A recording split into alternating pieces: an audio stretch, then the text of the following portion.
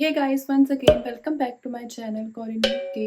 सो guys, मेरे पास बहुत सारे मैसेजेस और बहुत सारे क्वेरीज आ रही थी कि जो 2024 में यूके वीआई की तरफ से बहुत सारे जो रूल्स चेंज होने वाले थे, तो उसमें उसके बारे में क्या अपडेट है। तो आज की वीडियो में हम वही डिस्कस करेंगे। So stay tune to this video till the and.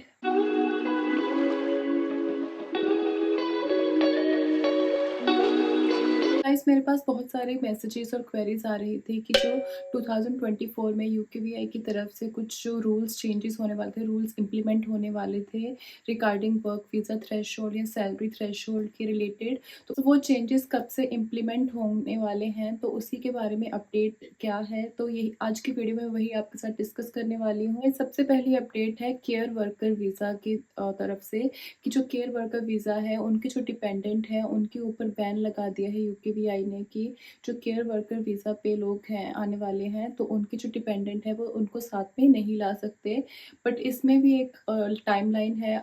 तो अगर आप अपना वीज़ा केयर वर्कर शिफ्ट करने वाले हो, तो आपको 11th ऑफ मार्च जो कि जा चुका है, तो आपको वो टाइमलाइन थी। अगर आप उससे पहले अप्लाई कर देते डिपेंडेंट की एप्लीकेशन, तो आप अपने डिपेंडेंट को साथ में ला सकते थे।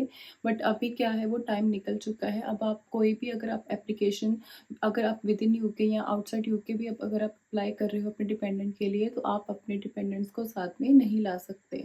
सो गाइस, बहुत सारे स्टूडेंट्स हैं जिन्होंने अभी रिसेंटली ग्रेजुएशन किया है, ग्रेजुएट हो चुके हैं। तो अगर वो अपना वीज़ा केयर वर्कर वीज़ा की ओर शिफ्ट कर लेते हैं, तो क्या वो अपने डिपेंडेंट्स को यहाँ पे विद इन यूके में मतलब उनके लिए अप्लाई कर सकते हैं।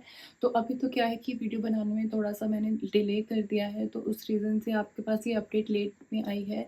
बट आपके पास में 11th ऑफ मार्च तक टाइम था। अगर आप उससे पहले एप्लीकेशन अप्लाई करते तो आप अपना डिपेंडेंट ला सकते थे। बट अभी क्या है कि आप अगर अभी अप्लाई करते हो, तो आप डिपेंडेंट एप्लीकेशन के लिए एलिजिबल नहीं हो। Second second update is for that applicants जो कि वर्क वीज़ा अप्लाई करने वाले हैं यूके आने के लिए, चाहे आप यूके में रह रहे हो या फिर आप यूके के बाहर से भी एप्लीकेशन लगा रहे हो वर्क वीज़ा की। तो आपके पास में 4th ऑफ अप्रैल तक टाइमलाइन है। मतलब 4th ऑफ अप्रैल, क्योंकि ये जो यूकेवीआई ने न्यू इंट्रोड्यूस किया है, सैलरी थ्रेशोल्ड जो इंट्रोड्यूस किया है, उसके अकॉर्डिंग क्या है कि पहले जो मिनिमम सैलरी थ्रेशोल्ड था वो था 26,200 पाउंड पर एनम। सो उसमें क्या था कि अगर आपका इतना सैलरी है, तो आप यहाँ पे इजीली आ सकते थे यूके में। बट अभी उसको बढ़ा के यूकेवीआई ने कर दिया है 37,800। तो अब अगर आप इस इनकम को मीट कर रहे हो, तो ही आप यूके में आ सकते हो एज अ वर्क वीज़ा लेके।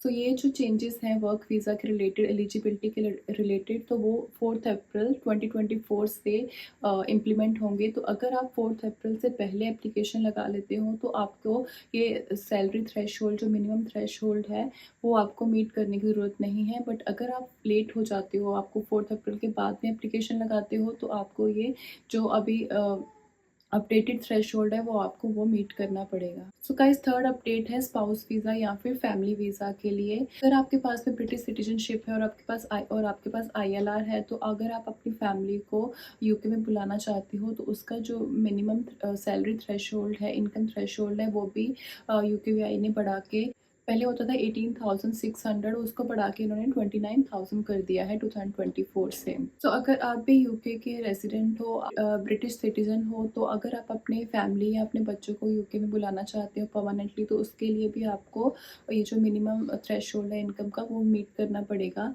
बट उसका भी टाइमलाइन है। आप 10th ऑफ अप्रैल से पहले एप्लीकेशन लगा देते हो, तो आपको ये मिनिमम थ्रेशोल्ड जो है वो जो पुराने वाला है, तो उसी को मीट करना पड़ेगा। आपको जो अपडेटेड वन है, वो आपको 10th ऑफ अप्रैल, अगर उसके बाद में आप अप्लाई करते हो, तो आपको ये जो 29,000 मिनिमम सैलरी थ्रेशोल्ड है, तो आपको वो आप उसके लिए एलिजिबल होने चाहिए। गाइस, इसके अलावा फोर्थ अपडेट जो है वो है पीएसडब्ल्यू के बारे में। मतलब बहुत सारे स्टूडेंट्स की इंक्वायरी थी कि बहुत सारे स्टूडेंट्स की ये क्वेरीज हैं कि जो पीएसडब्ल्यू है उसके रिलेटेड कुछ न्यू अपडेट आई है कि नहीं।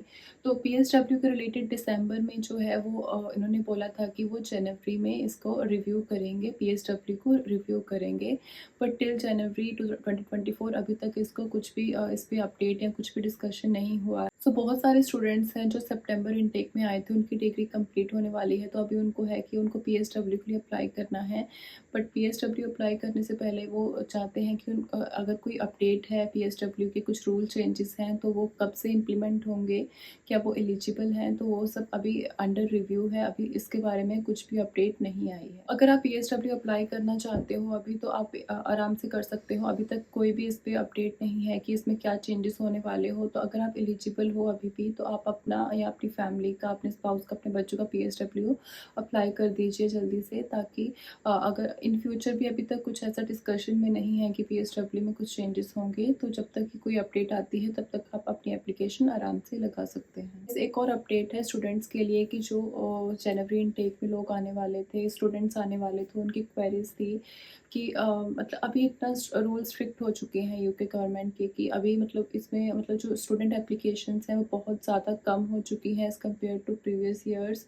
तो पहले लोग भर भर के स्टूडेंट्स वीज़ा पे आते थे, बट अभी इतनी ज़्यादा स्ट्रिक्टनेस कर दी है, रूल्स इतने स्ट्रिक्ट हो चुके हैं यूके में कि जो एप्लीकेंट्स हैं, जो स्टूडेंट्स हैं, वो मतलब अभी दूसरी कंट्रीज़ में मूव कर रहे हैं, कनाडा या ऑस्ट्रेलिया में मूव कर रहे हैं एज़ कम्पेयर टू यूके। तो अभी यहाँ पे जो यूनिवर्सिटीज़ हैं वो इतना मतलब इनके जो यूनिवर्सिटी का बिजनेस ही चलता है इंटरनेशनल स्टूडेंट से।